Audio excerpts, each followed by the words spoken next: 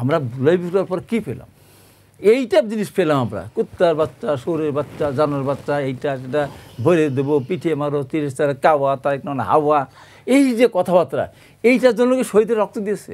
আপনাদের রাজনীতির ক্ষেত্রে যে ছাত্র শিবির যে আপনাদের সহযোগিতা করে নাই ওই সময় এই রাজনীতি করার ক্ষেত্রে, আপনি সেটা অস্বীকার করতে পারবেন? ডক্টর মোহাম্মদ ইউনূস সেও কিন্তু অনেকটা ব্যর্থ হয়েছে। সরকার চেঞ্জ হওয়ার পরে 1 বছরে ছাত্রদল কি করেছে আর শিবির কি করেছে? শিবির বিজ্ঞান মেলার আয়োজন করেছে, ছাত্রদল কি করেছে? ফেব্রুয়ারিতে যদি নির্বাচন না হয়, যার কারণেই হোক না কেন, এই সরকার ক্ষমতা থাকবে না, সরকার পরিবর্তন হবে। আমরা যারা জুলাই বিপ্লবে ছিলাম, আমাদের কারোর পিঠে চামড়া থাকবে না। যাদেরকে আপনার জোরপূর্বক মিছিল মিটিংয়ে নিয়ে যাওয়া হয়েছে, এদেরকে এই মুহূর্তে ছাত্রলীগ ট্যাগ দেওয়ার আসলে ঠিক হবে না। আমি জামাত ইসলামের রোকন, আমাকে আমার আয়ের 5% সংগঠনের ফান্ডে দিতে হয়। টাকার রাজনীতির কাছে তো এই সংগ্রামীদের রাজনীতি ধ্বংস হয়ে যাচ্ছে। তারা যদি আমার রাজনৈতিক প্রোগ্রাম সফল করার জন্য টাকা দেয়, তাহলে এটা চাঁদাবাজি হবে কেন? আমরা চাঁদা নিয়ে নেই কথা বলতো, আমাদের চাঁদাবাজ বলতে উচিত না। আমরা রাজনীতি কত খারাপ হয়ে গেছে। কুত্তার বাচ্চা রাষ্ট্রপতি শাহাবুদ্দিন, আর রাষ্ট্রপতি আছে ততক্ষণ, কুত্তার বাচ্চা, আর একজন বীর মুক্তিযোদ্ধা দিলার হোসেন সাহিদি সন্তান শামীম মতিউর রহমান নিজামীর ছেলে যখন বলে যে আমার ওইটাকে শেয়ার দেয়, লাইক দেয়, তখন আর কষ্ট রাখার জায়গা থাকে না।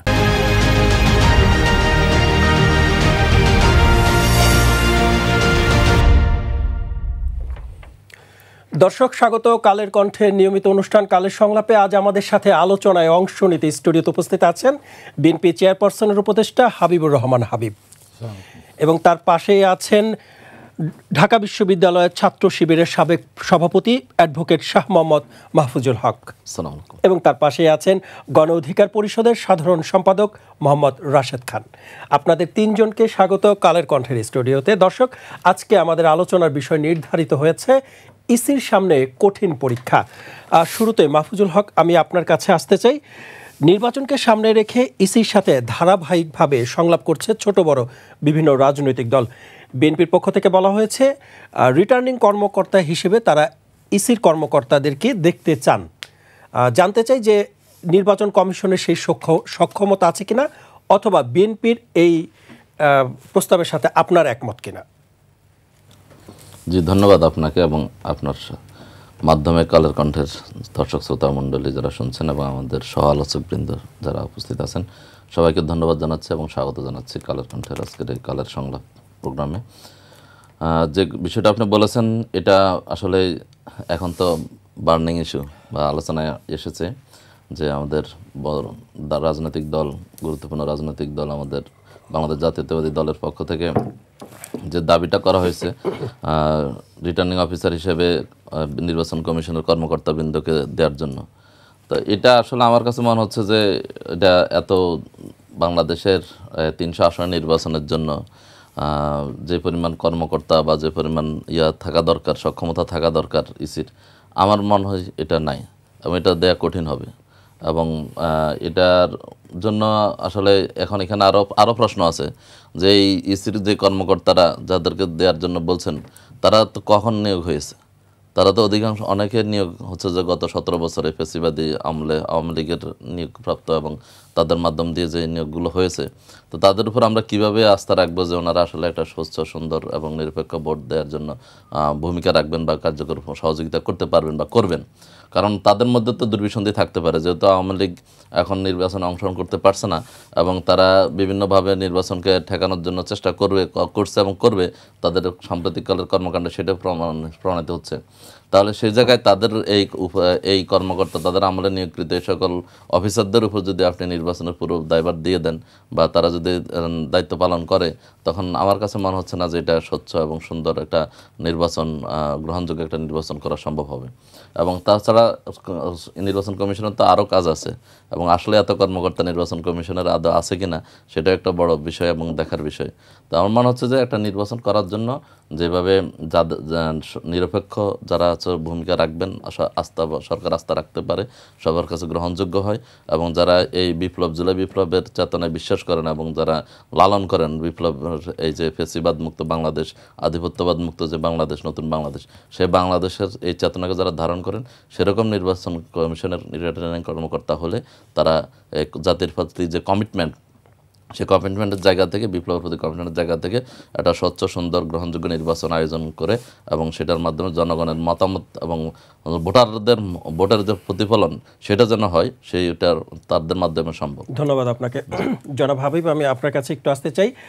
প্রশাসনের উপর আস্থা না থাকায় কি বিএনপি ইসির কর্মকর্তাদেরকে রিটার্নিং কর্মকর্তা হিসেবে দেখতে চাচ্ছে কিনা বিএনপি? আপনাকে ধন্যবাদ। আপনার মাধ্যমে কালের কণ্ঠে সম্মানিত দর্শক শ্রোতাদেরকে আমার সশ্রদ্ধ সালাম। বিদ্যুৎ সহ আলোচক আমার অত্যন্ত প্রিয় রাশিদ খান এবং মাহফুজুল্লাহকে আমার শুভেচ্ছা। আমার কথা হলো কি, যে দলীয় সরকারের অধীনে নির্বাচন না হলে যে কোনো প্রশাসনই সুষ্ঠু নির্বাচন করতে বাধ্য বা করে। আমরা দেখেছি 86-এর নির্বাচন হয়ে গেল, ভোট কাটাকাটি হলো, সেন্টার দখল হলো, তারপর যখন আওয়ামী লীগ জিতে যাচ্ছিল 48 ঘন্টা ফলাফল ঘোষণা বন্ধ রেখেছিল। দলীয় সরকার বলেই সম্ভব হয়েছিল। আবার 88 সালে ওই দলীয় সরকার একতরফা নির্বাচন করলো, আমরা কোনো বিরোধী দল নির্বাচনে গেলাম না। সেই প্রশাসনই 91 সাল, 96 সাল, 2001 সাল ওই প্রশাসন কিন্তু সুষ্ঠু নির্বাচন করেছে। কেন? তখন কোনো দলীয় সরকার ক্ষমতায় ছিল। এখনো তো দলীয় সরকার নেই, তাহলে কেন আপনারা? এখন দলীয় সরকার যেহেতু নেই, সেহেতু নির্বাচনে যারাই আসবে, এটা আমাদের স্যার অত্যন্ত প্রজ্ঞাবান ব্যক্তি, উনি বলেছেন, ওনার কথার সাথে আমি কন্ট্রাডিক্ট করতে পারি না। তো আমি আওয়ামী লীগ যখন রাষ্ট্রীয় ক্ষমতায় আসার পর তত্ত্বাবধায়ক সরকার দাবি ছিল আওয়ামী লীগেরই। সেই দাবি যখন 96 সালে দেশনেত্রী বেগম খালেদা জিয়া শুধু তত্ত্বাবধায়ক সরকার সংবিধানে সংযোজন করার জন্য একটা নির্বাচন করেছিলেন, সংসদের প্রথম অধিবেশনেই তত্ত্বাবধায়ক সরকার বিল পাশ করেছিলেন। সেই এর অধীনে নির্বাচন করেই আওয়ামী লীগ রাষ্ট্রীয় ক্ষমতায় গিয়েছিল। অথচ তারপর আরও 2টা নির্বাচন হলো এবং আওয়ামী লীগ 2008 সালে নির্বাচনের পর তারা তত্ত্বাবধায়ক সরকারের বিধান 2011 সালে আপনার ওটা ওই করে দিল, রহিত করলো। করার পর আমি অনেক টেলিভিশনে অনেকবার বলেছি যে শুধু আপনারা সংসদ ভেঙে দেন, মন্ত্রিপরিষদ পদত্যাগ করুক, আপনারা নির্বাচন কমিশনার আমির আমরকে বানান, তারপরে আপনার তত্ত্বাবধায়ক সরকার প্রধান আপনার ইউকে বানান, তোফায়েল আহমেদকে বানান, কোনো সমস্যা নাই, শুধু সংসদটা ভেঙে দেন, মন্ত্রিসভাটা ভেঙে দেন। কেন বলেছে? যখনই কোনো দলীয় সরকার থাকবেন না, তখন ওই তত্ত্বাবধায়ক সরকার প্রধান কে হলেন আর কে প্রধান হলেন নির্বাচন কমিশন হলেন, কোনো আসা যায় না। আমি বারবার কিন্তু বলতাম, এইভাবে বলতাম, যেমন দলের দায়িত্ব নিচ্ছে, আমাদের সে কাজটা করেনি। আমি না করে দলীয় সরকার অধীনেই নির্বাচন করলো বারবার। তো আমার কাছে যেটা মনে হয়, মানুষ টেন সেশনের কথা বলে, ভারত এত সুন্দর নির্বাচন হয়েছে, বাংলাদেশ তো করেছে, আমাদের এই তো এনারাই তো করেছে। এই বাংলাদেশের নির্বাচন কমিশনের তো সুষ্ঠু নির্বাচন করেছে 1 সালে, 96 সালে, আপনার 91 সালে। এখন যে দৃষ্টিতে স্যার বলেছেন, তো সেখানে আমি একটু বলতে চাই, আসলে এত সক্ষমতা নির্বাচন কমিশনের নেই যে প্রত্যেকটা 300 আসনে নির্বাচন কমিশনের পক্ষ থেকে আপনার লোক নিয়োগ দেওয়া, জনবল নিয়োগ দেওয়া সম্ভব না। আর যে যারা ডিস্ট্রিক্ট নির্বাচনে দায়িত্ব আছে, মানে অফিসের দায়িত্বে আছেন আর কি, তো তাদেরকে দিলে পরে তারাও জিনিসটা নিয়ন্ত্রণ করতে পারবে বলে আমার কাছে মনে হয় না। এখন রিটার্নিং অফিসার হয় হলো ডিসি, ডিসি হলো ওই জেলার মালিক। এখন মালিক যদি নিরপেক্ষ থাকে তাহলে প্রশাসন নিরপেক্ষ থাকে। যেমন আমি 2018 সালের নির্বাচন আমি করেছি, আমাদের নির্বাচন ঠিকই ছিল, মোটামুটি আমরা চলতেছিলাম। যখন মানে জামাত ইসলামে 25টা ধানের শীষ দিয়ে দিল, তখন প্রশাসন লোকজন বললো আবার জামাত শিবির, আবার বিএনপি, আবার এটা, এই যে উগ্র মনোভাব তারা শুরু করলো। এবং এমনভাবে দায়িত্ব তারা নিল যে আওয়ামী লীগ বা শেখ হাসিনা চাইলেও যে 50-60টা আসন পাক নিরপেক্ষভাবে, প্রশাসন সেটা চায়নি। কেন চায়নি? যে তারা তাদের নিরাপত্তাটাকে তারা প্রথম দেখেছে আর কি। তো এই জন্য তারা করলো কি, এবং 18 সালের নির্বাচন আমি তো আহত হয়ে ঢাকাতে আসছিলাম, আমি 13 না 14 তারিখের থেকে মিডিয়া যাওয়া শুরু করলাম। সেদিন বলেছিলাম যে এটা পৃথিবীর ইতিহাসে এটা জঘন্যতম একটা ঘটনা। সরকারের পক্ষ থেকে এসপি এবং থানার ওসি, অ্যাডিশনাল সার্কেল পর্যন্ত এবং এসআই পর্যন্ত, এসআই তাদেরকে টাকা দেবে সরকারের পক্ষ থেকে। আবার সরকার আওয়ামী লীগের প্রার্থীদেরকে এত টাকা দিয়েছিল যে তারাও সেখানে 20,000 30,000 করে টাকা দিয়েছে এবং ওসিকে ধরেন আপনার কয়েক লাখ টাকা দিয়েছে। এই যে ব্যবস্থাপনা, কেন? দলীয় সরকারের কারণে।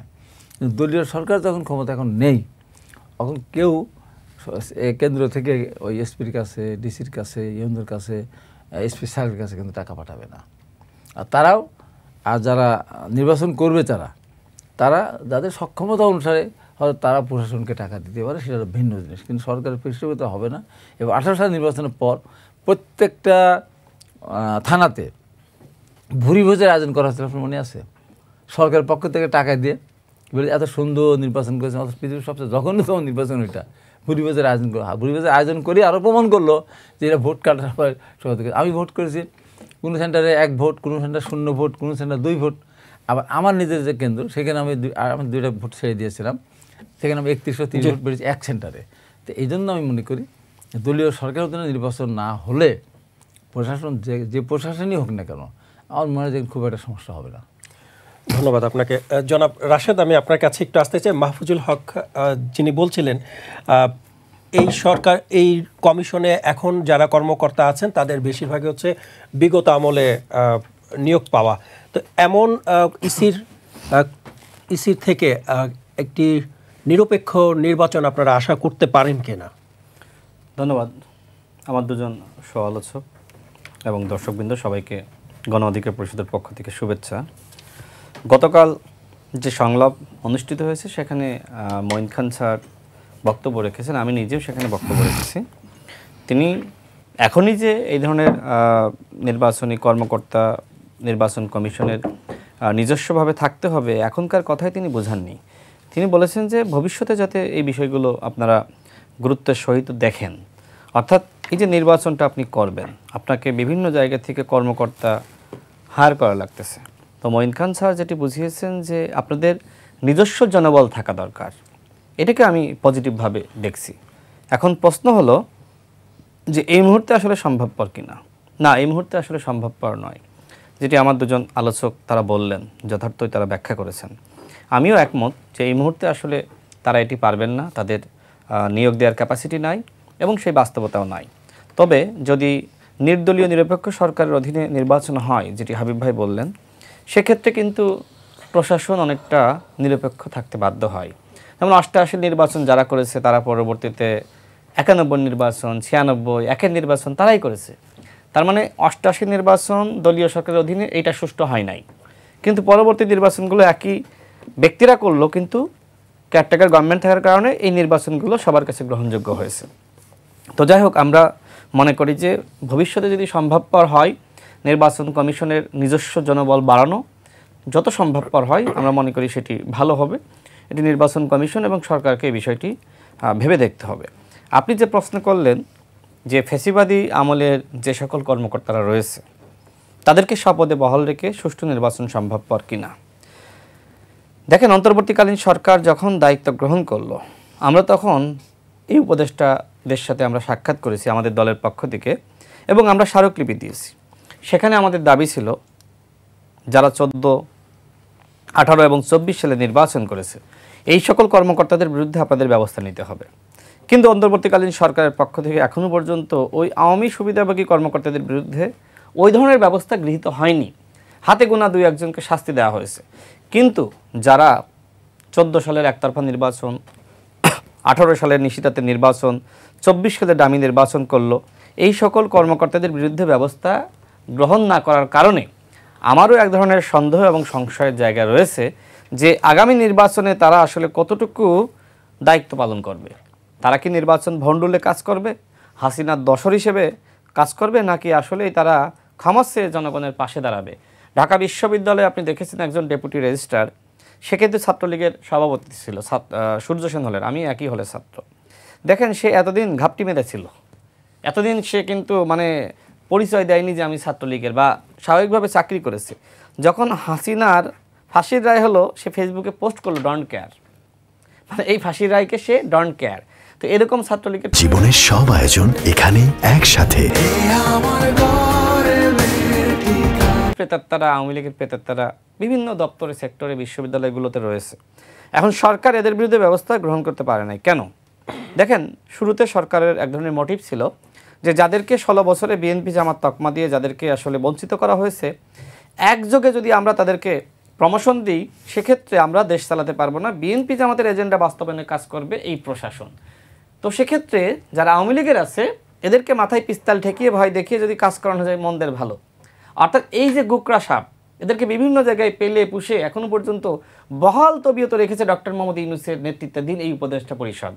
এই জন্য বিএনপি দায়ী না, গণ অধিকার পরিষদ দায়ী না, জামাতও দায়ী না। বরং জামাত কি চাইবে যে আওয়ামী লীগের পেতাত্তারা প্রশাসনে থাকুক? বিএনপি চাইবে? আমি কি চাইবো? অবশ্যই না। আমি মনে করি আগামীতে যেই ক্ষমতায় আসুক না কেন, এই প্রশাসনের যে দুর্বৃত্তরা, এদের বিরুদ্ধে ব্যবস্থা অবশ্যই গ্রহণ করতে হবে। কারণ আমি একটু শেষ করি, দেখেন ৭১-এর পরে শেখ মুজিবের জীবনের সবথেকে বড় ভুলটা কি জানেন?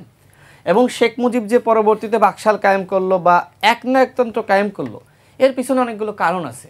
এর মূল কারণটা হলো যে শেখ মুজিব ওই পাকিস্তান আমলের আমলা কামলাদের মাধ্যমে সে দেশ চালাতে চেয়েছিল, কিন্তু পরবর্তীতে এই আমলারা কামলারা যারা আসলে পাকিস্তানের প্রতি প্রেম ছিল, তারা শেখ মুজিবকে নানানভাবে অসহযোগিতা শুরু করলো। তো একটা পর্যায়ে শেখ মুজিব তো ব্যর্থ হলো। ঠিক একইভাবে ডক্টর মোহাম্মদ ইউনূস সেও কিন্তু অনেকটা ব্যর্থ হয়েছে, তাকে আমরা কোনোভাবেই সফল বলতে পারি না। ডক্টর মোহাম্মদ ইউনূস এই ১৫ মাসে তিনি দেশ চালাতে আমরা তার কাছে যে ধরনের প্রত্যাশা করেছিলাম, আমি আসলে সেই প্রত্যাশার আমার কাছে মনে হয় যে 80%ই আসলে পূরণ হয়নি। 20% তিনি পূরণ করতে পেরেছেন, বাকি 80% ডক্টর মোহাম্মদ ইউনূস এক ধরনের ব্যর্থতার পরিচয় দিয়েছে। এবং তারপরেও আমরা এই সরকারকে আমরা অন করতেছি। আমরা সবাই বলতেছি, বিএনপি, জামাত বলেন, গণ অধিকার পরিষদ বা অন্যান্য দল, আমরা প্রত্যেকে বলতেছি এই সরকার আমাদের সরকার, এই সরকারের ভুলগুলো নিয়ে আমরা সমালোচনা করব, কিন্তু এই সরকারকে ব্যর্থ হতে দেওয়া যাবে না। এর মূল কারণটা কি? এর মূল কারণটা হলো প্রশাসনের দুর্বৃত্তায়ন, এটা রোধ করা সম্ভব কিনা? কারণ যে সরকারি আসে সেই সরকারেরই তো লোকজন প্রশাসন দখল করেন। দেখেন, অতীতে যেভাবে অন্যান্য দল যারাই ক্ষমতায় গিয়েছে রাষ্ট্র চালিয়েছে, আগামীতে এইভাবে কেউ রাষ্ট্র চালাতে পারবে না। এর মূল কারণটা কি? এর মূল কারণটা এদেশের তরুণ সমাজ যারা বিপ্লব করেছে, নেতৃত্ব দিয়েছে, এদেশের জনগণ যারা রাজপথে নেমে এসেছে। আপনি গণ অভ্যুত্থানের সময় দেখেছেন যে ভাই মারা গেছে, ওই দুজন বোন, তাদের তো পালিয়ে যাওয়ার কথা, তাই না, ভয়ে। ওই দুজন বোন কি করেছে? ভাইয়ের লাশ নিয়ে মিছিল করেছে ঢাকা বিশ্ববিদ্যালয় ক্যাম্পাসে, যে ভিডিও আবার নতুন করে ভাইরাল হচ্ছে, আপনি আমরা সবাই দেখছি। এই যে মানুষের ভিতরে যে ধরনের আপনার এক ধরনের সাহস, মানুষ যে পরিবর্তনটা চায়, এখন এই পরিবর্তনের সাথে যদি বিএনপি তাল না মেলায়, বিএনপি কি ভালো করবে? জামাত যদি এই পরিবর্তনের সাথে সুর না মেলায়, জামাত কি ভালো করবে? গণ অধিকার পরিষদ যদি এই পরিবর্তনটা মানতে না পারে, গণ অধিকার পরিষদের রাজনীতি থাকবে? সুতরাং দেশের জনগণ যেটি চায়, সেই চাওয়ার সাথে প্রত্যেকটা রাজনৈতিক দল তারা তাদের সুর মেলাতে বাধ্য। এর কারণটা কি? এর কারণটা হলো এদেশের জনগণ কিন্তু বিপ্লবের নায়ক। বিপ্লবের নায়ক কিন্তু কোনো দল না, কোনো ব্যক্তি না, কোনো গোষ্ঠী না। এই দেশের জনগণ যখন নেমে এসেছে তখন পরিবর্তনটা হয়েছে, হাসিনা বিদায় নিয়েছে। দেখেন, আমরা 2018 সালের কোটা সংস্কার আন্দোলন করেছি, টানা লড়াই সংগ্রাম করেছি, এবং পরবর্তীতে যখন বিএনপি সহ আমরা একসাথে যুগপৎ আন্দোলন শুরু করলাম, জামাতও পরবর্তীতে তাদের মতন করে তারা এক দফার আন্দোলনে শুরু করেছে। কিন্তু আমরা রাজনৈতিক দলগুলো আমরা কিন্তু সরকার পতন ঘটাইতে পারি নাই। একটা সামাজিক আন্দোলনে কিন্তু আমরা সহযোগিতা যখন শুরু করেছি এবং জনগণ যখন ওই সামাজিক আন্দোলনে সম্পৃক্ত হয়েছে, তখন কিন্তু শেখ হাসিনার পতন হয়েছে। তার মানে এই হাসিনার পতনের 1 নম্বর নিয়ামক কিন্তু এদেশের সাধারণ মানুষ, বিপ্লবী ছাত্র জনতা। এখন বিপ্লবী ছাত্র জনতা তারা কিন্তু পরিবর্তন চায়। তারা চায় না যে আওয়ামী লীগের সময় ছাত্রলীগ না হলে, আওয়ামী পরিবারের না হলে চাকরি দেওয়া হয়নি। এখন বিএনপি এসে যদি সেম কাজ করে, তাহলে বিএনপিকে দেশের ছাত্র জনতা তারা অবশ্যই ধিক্কার জানাবে। জামাত যদি ক্ষমতায় এসে সেম কাজ করে, জামাতকে ধিক্কার জানাবে। ঠিক একইভাবে গণ অধিকার পরিষদ যদি ক্ষমতায় এসে এক কাজ করে, মানুষ তো আমাদের ধিক্কার জানাবে। সুতরাং আমি মনে করি আগামীতে অবশ্যই পরিবর্তন হবে, এবং এই পরিবর্তন গণ অভ্যুত্থানের আমরা যারা শক্তি ছিলাম আমাদের হাত ধরে হবে। টকশোতে ঢোকার আগে ভাষাতে একটা বিষয়ে কথা বলছিলাম, আমি সেই বিষয়টা একটু উত্থাপন করি। দেখেন, এই যে গণ অভ্যুত্থানের আমরা শক্তি, আমাদের ভিতরে মত পার্থক্য আছে, আমরা কিন্তু বিভিন্ন ইস্যুতে আমি একদিকে, সে একদিকে, তারপরেও এত মত পার্থক্যের পরেও হাসিনার প্রশ্নে আর ভারতের প্রশ্নে আমরা কেউ ছাড় দিচ্ছি? অন্তত আমি মনে করি এই ভারতীয় আপনার আধিপত্যবাদ এবং শেখ হাসিনার প্রশ্নে আমরা যতদিন এক থাকবো, ততদিন বাংলাদেশ সঠিক পথে চলবে ইনশাআল্লাহ। ধন্যবাদ আপনাকে। জনাব মাহফুজুল হক, পরিবর্তনের রাজনীতিতে আপনারা আগামীতে অংশগ্রহণ করবেন কিনা? জনগণ যেটা পরিবর্তন চায়। জি, ধন্যবাদ আপনাকে। আসলে পরিবর্তনের রাজনীতি তো আমরা মনে করি যে বাংলাদেশ জামাত ইসলামী পুরোপুরি সেই পরিবর্তনের, জনগণের যে চাওয়া, জনগণের যে প্রত্যাশা, জনগণ জুলাই বিপ্লবের যে চেতনা, এবং যে জন্য এতগুলো মানুষ, আমাদের ছাত্র জনতা বাইরে জীবন দিল, কোলের শিশু থেকে শুরু করে নারী পুরুষ নির্বিশেষে সবাই 2000-এর উপর, এবং প্রায় 46,000। আপনাকে কিন্তু আমরা যদিও শহীদের সংখ্যা 2000, পাশাপাশি আমার 46,000 যারা পঙ্গু এবং আহত এখনও মৃত্যুর সাথে পাঞ্জা লড়ছে স্বাভাবিক জীবনে ফিরে আসবে। পিজি হাসপাতালে আমি যাই প্রতিদিন, ওখানে বসি, কিন্তু দেখা যাচ্ছে সেখানে এখনও যে কান্না তাদের যে স্বাভাবিক জীবন আসে নাই। তাহলে এই এত ত্যাগ এবং কোরবানির পরে যেই বাংলাদেশ, নতুন বাংলাদেশ আমরা বলি, এই নতুন বাংলাদেশে আসলে জনগণের সে প্রত্যাশা এবং চাওয়াকে সবাইকে ধারণ করতে, শুধু জামাত ইসলামী না, সবাইকে আমার মনে হয় যারা আমরা রাজনীতি করি তাদের সবাইকে এটাকে ধারণ করা উচিত এবং এটা গুরুত্ব দেওয়া উচিত। একটু যোগ করি, যারা জুলাই আন্দোলনে আপনার হতাহত হয়েছেন তাদের কিন্তু মানে অভিযোগ আছে যে তারা এখনো রাষ্ট্র থেকে অথবা কোনো দল বা ব্যক্তির পক্ষ থেকে কিন্তু এখনো তারা ওই রকম চিকিৎসা পাচ্ছে না, খাবার পাচ্ছে না, যতটুকু সহযোগিতা দরকার ততটুকু দিচ্ছে না। এই সরকারের অধীনেই যেহেতু পাচ্ছে না, পরবর্তী সরকারের অধীনে কি পাবেন? জি, এটা আমি একটু বলি। এটা মনে হচ্ছে যে জামাতের ব্যাপারটা একটু ভিন্ন, কারণ হচ্ছে যে আপনি ইতিমধ্যে দেখেছেন জামাত ইসলামী একমাত্র সংগঠন যারা হচ্ছে যে এই বিপ্লবে যারা জীবন দিয়েছে তাদের সবার একদম বায়োডাটা সংগ্রহ করে, আহত এবং শহীদ সবার বায়োডাটা সংগ্রহ করে ইতিমধ্যে আমরা শহীদদের নিয়ে একটা ডকুমেন্টেশন অলরেডি হয়ে গেছে, বাংলা, আরবি, ইংরেজি 3 ভাষায় হয়ে গেছে, যেটা মুক্তিযুদ্ধের এত বছর পরেও কিন্তু আজ পর্যন্ত হয় নাই। এবং রাষ্ট্র ওই দিন আমাদের একজন উপদেষ্টাও বলছেন যে এটা আসলে রাষ্ট্রের কাজ ছিল, রাষ্ট্র করতে পারে নাই, তো জামাত ইসলামী দল হিসেবে সেটা করেছে। এবং আপনি জানেন যে জামাত ইসলামী প্রত্যেক শহীদ পরিবারকে 2 লক্ষ টাকা নগদ, একদম কোনো আমাদের কত মুখের কত তমুখের কত বিভাজন না করে একদম যারাই শহীদ হয়েছে সবাইকে বাড়িতে গিয়ে বা তাদের ঘরে গিয়ে তাই এটা দিয়ে এসেছে।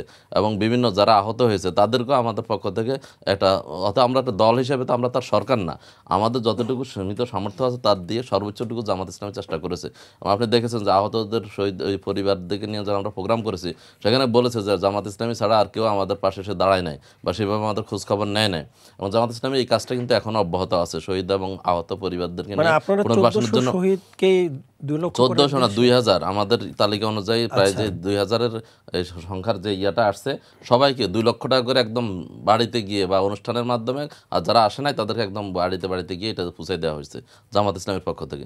এবং হচ্ছে যে আহত যারা তাদেরকেও 20,000 টাকা করে, এবং আমাদের যতটুকু আমরা পেরেছি, মানে 2000 শহীদকে যদি 2 লক্ষ করে দেয়া হয় তাহলে টাকার অঙ্কে তো বিশাল অঙ্ক।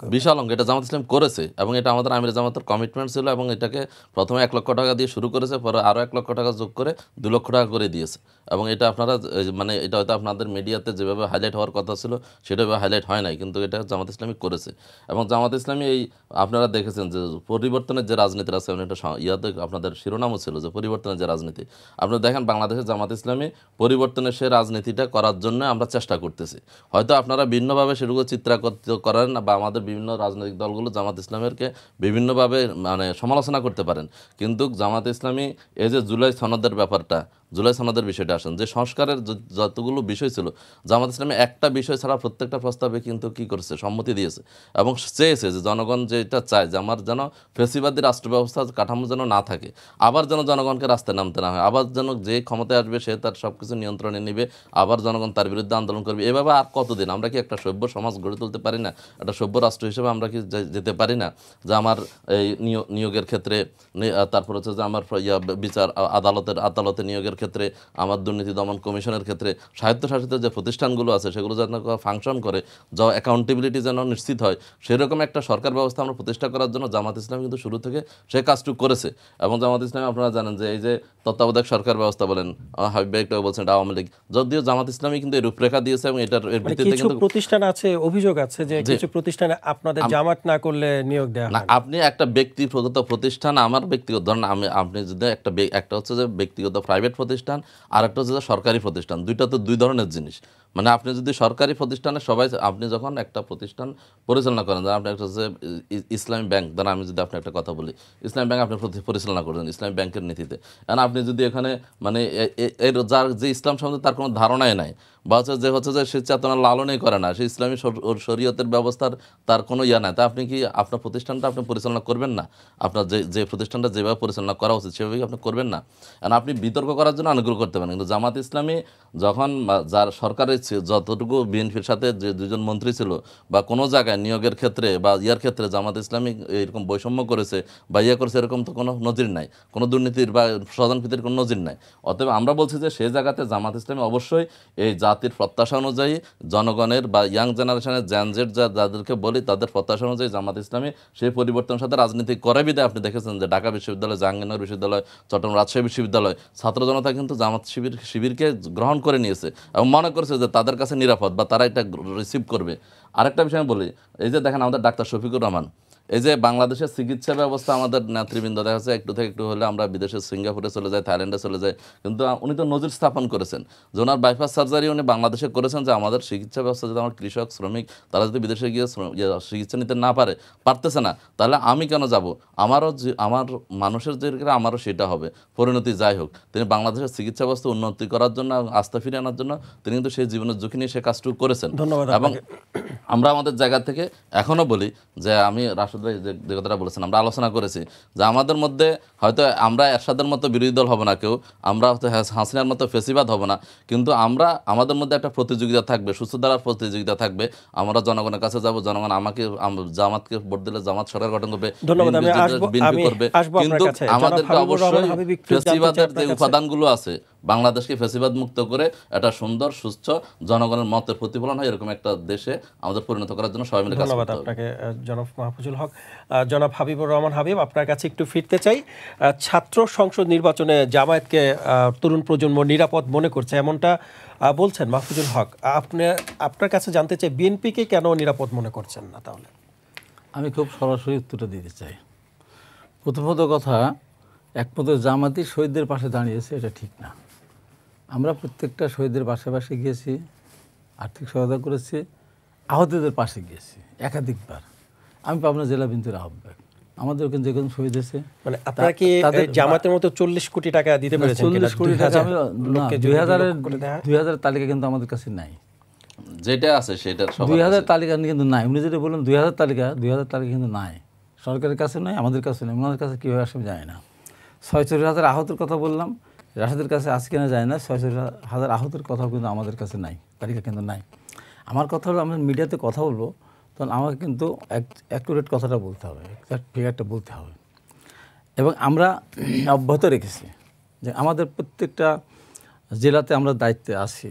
আমাদের নেতা জনক তারেক রহমান পরিষ্কার করে বলেছেন যতক্ষণ লাগে, যতটুকু লাগে ততটুকু তাদের পাশে দাঁড়াতে হবে। আমরা চেষ্টা করে যাচ্ছি। আমি নিজেও কতবার গেছি। আমাদের মেয়েরা আহত হয়েছিল, আমাদের আফরুল আব্বাস আপনার মেয়ে, আমাদের মেরুদরের সভাপতি, উনি নিজেও গিয়ে 20-25 হাজার টাকা উনি দিয়ে আসছেন। আমরা তো গেছি।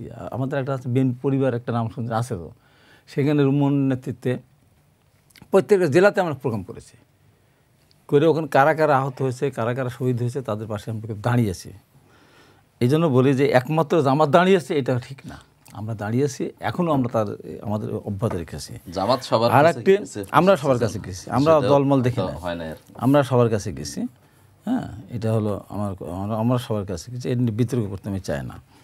আর আরেকটা কথা হলো যে চিকিৎসা ব্যবস্থা, যখন দেশনেত্রী বেগম খালেদা বাংলাদেশের প্রধানমন্ত্রী, তখন আপনারা জানেন যে তারেক রহমানের যে সন্তান জাহিমা রহমান, তার জন্ম কিন্তু পিজি হাসপাতাল হয়েছে, বিদেশে কিন্তু যান নাই। প্রধানমন্ত্রীর ছেলের সন্তান, প্রথম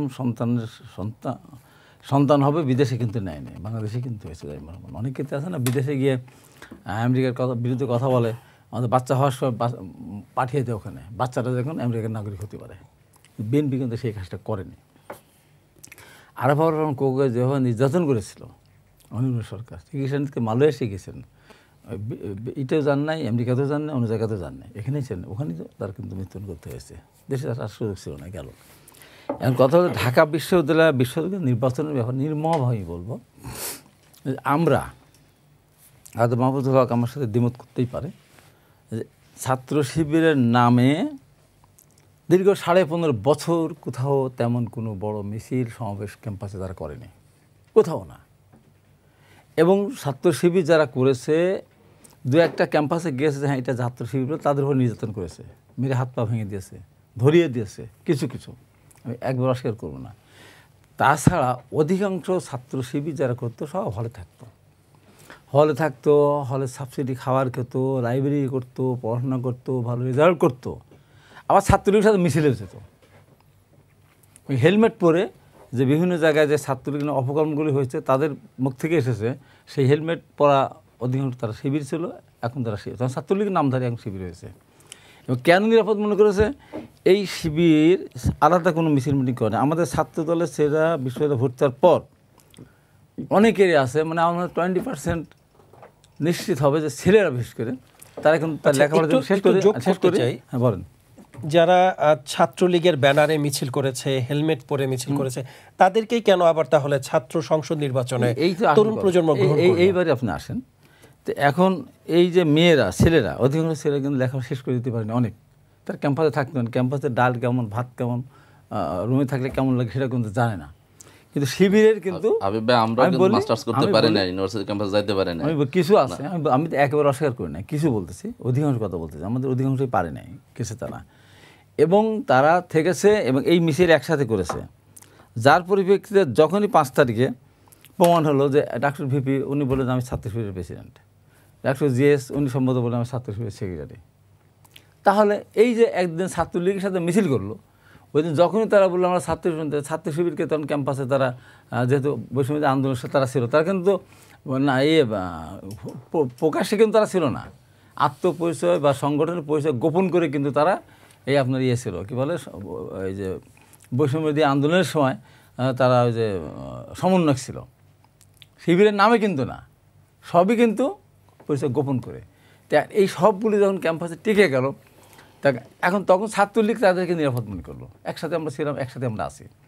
আর ছাত্রলীগের দলের সমস্যা হয়েছে কি, যে তারা ক্যাম্পাসে দীর্ঘ একটা বিশ্ববিদ্যালয়ের একটা হলে ছাত্র দলের একটা সিট নেই, যাবেটা কোথায়, কার কাছে যাবে? একটা হলে যাতে বসতে হবে, একটা রুম 153 বা 155 বা 278 নম্বর রুমে বসবো, একটা রুমও তো ছিল না।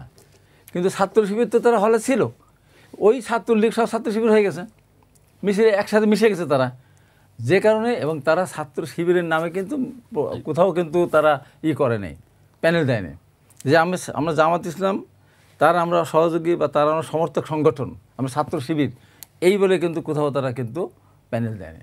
প্যানেল দিয়েছে সবাইকে নিয়ে ঐক্য প্যানেল বা এই ধরনের একটা নাম দিয়ে করেছে, যে ছাত্র শিবিরের নামে দিয়েছে, দিলে তখন ছেলেরা হয়তো 7 বার চিন্তা করছে। ধন্যবাদ আপনাকে। এটা একটা কিন্তু ব্যাখ্যা, একটা আপনারা ফেলে দিতে পারবেন না।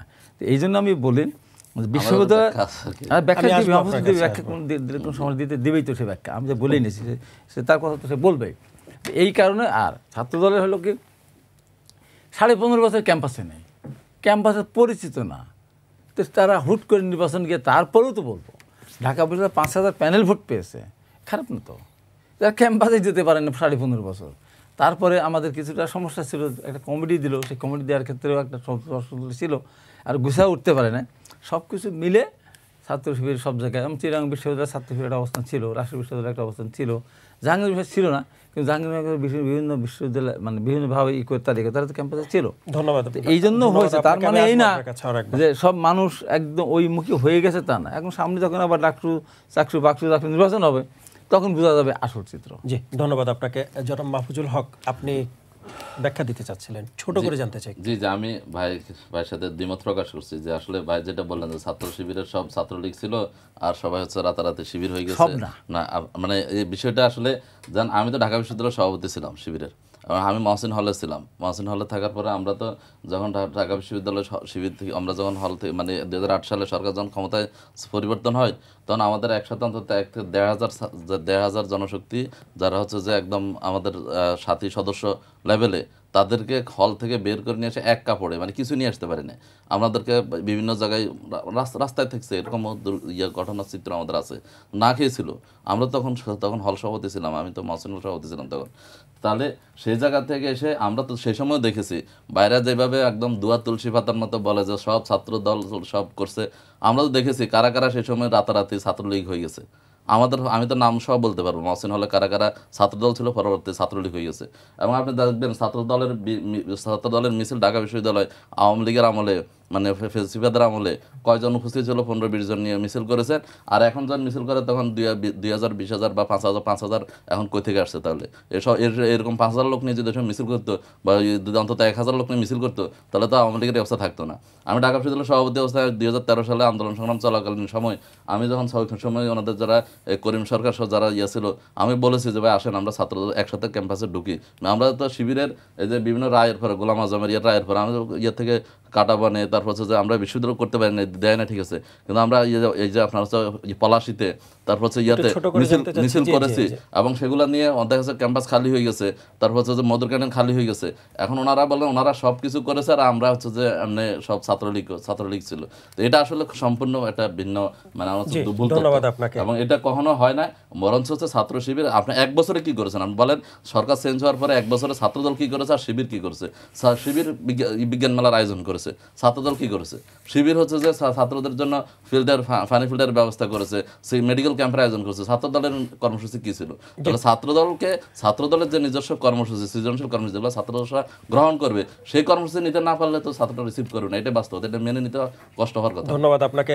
জনাব রাশেদ, আপনি তো একজন ডাকসু নেতা, সেক্ষেত্রে আপনি ছাত্রলীগের সাথে ছাত্র শিবিরকেও কি তখন মোকাবেলা করতে হয়েছিল কিনা? কারণ হাবিবুর রহমান হাবিব ভাই তিনি বলছিলেন যে ছাত্র শিবির একসময় ছাত্রলীগের সাথেই ঢুকে গিয়েছিল হেলমেট পরে।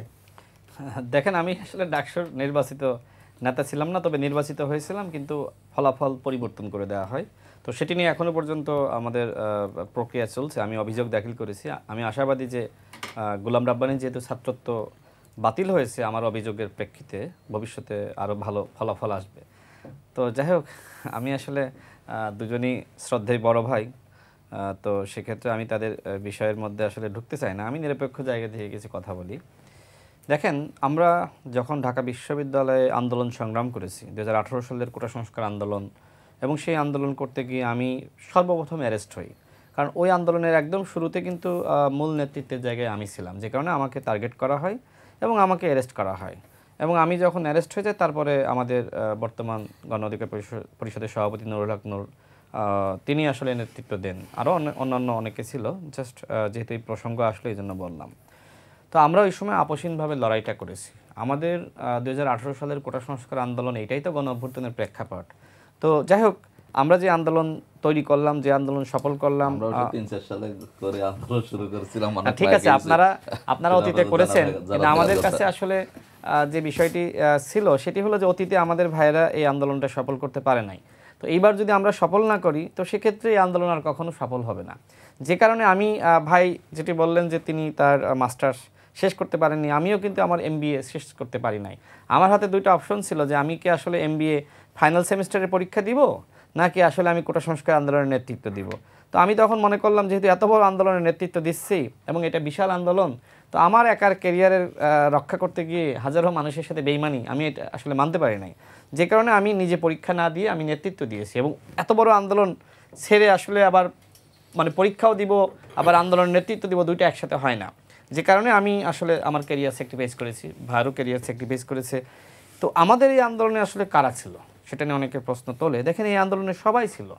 আপনার এই আন্দোলনের ছাত্রদল, ছাত্র শিবির এবং ছাত্র ফেডারেশন, ছাত্র ইউনিয়ন, অন্যান্য যত ইসলামিক ছাত্র সংগঠন বা বামপন্থী ছাত্র সংগঠন, এমনকি মধ্যপন্থী ছাত্র সংগঠন, সবাই ছিল।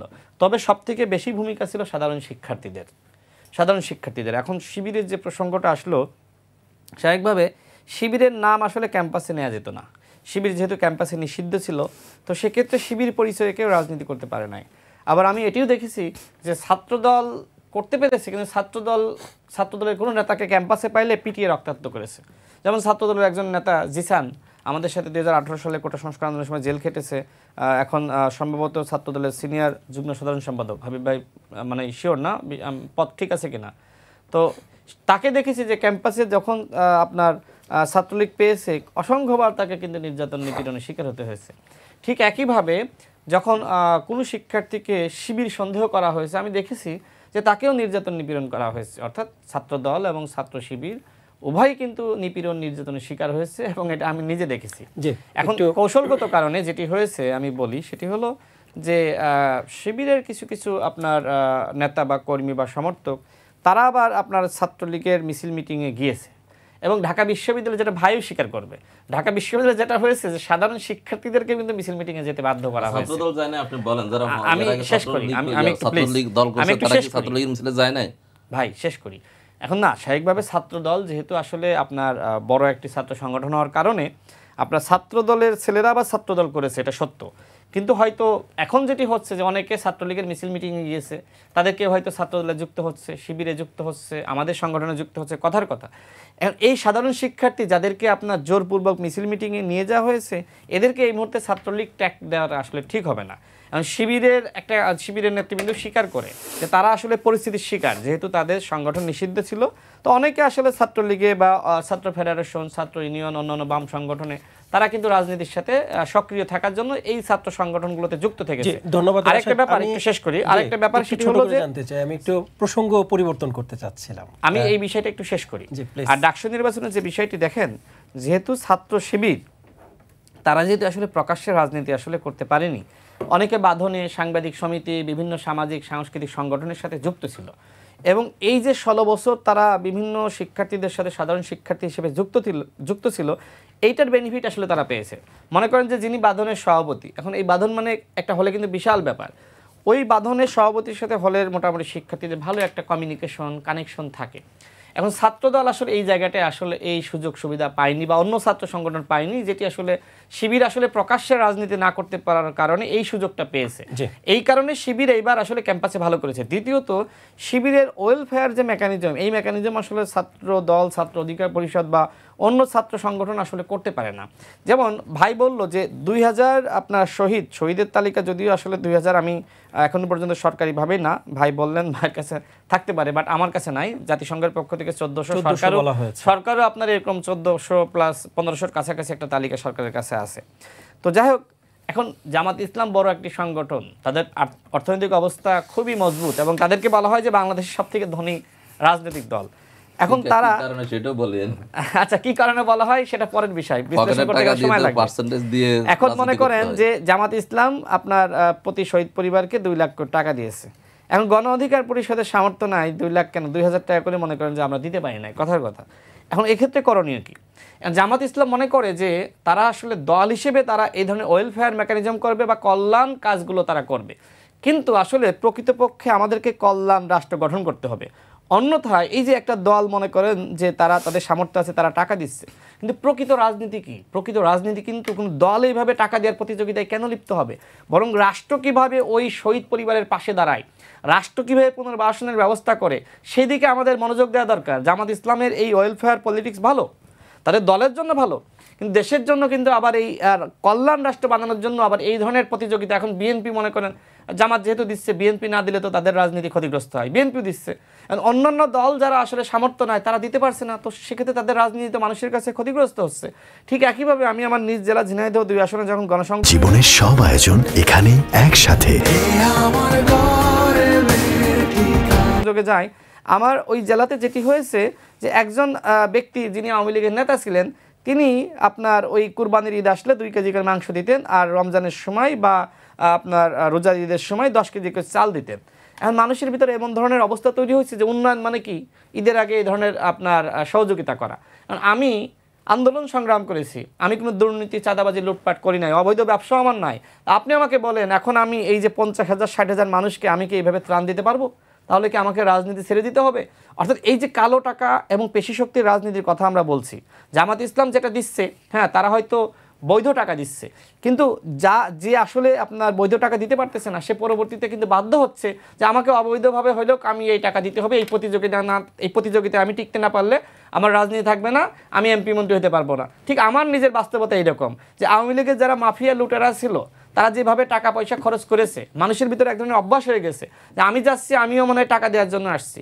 তো এইটা পরিবর্তন করার জন্য জামাত ইসলামকে এগিয়ে আসতে হবে, এবং আমি মনে করি দলের পক্ষ থেকে কল্যাণ রাজনীতি না, বরং এই রাষ্ট্রকে কিভাবে আসলে কল্যাণ রাষ্ট্র হিসেবে গঠন করা যায় সেই জন্য কাজ করতে হবে। ধন্যবাদ আপনাকে।